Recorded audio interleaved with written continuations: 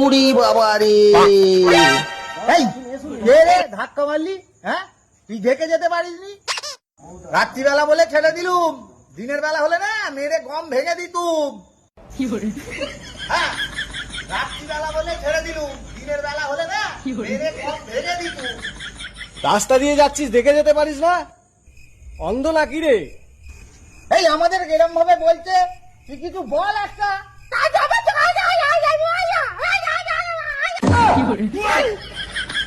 ও no! আরে এই, তোরা নিজেদের মধ্যে কি কথা বলছিস? একটু জোরে বলবি তো।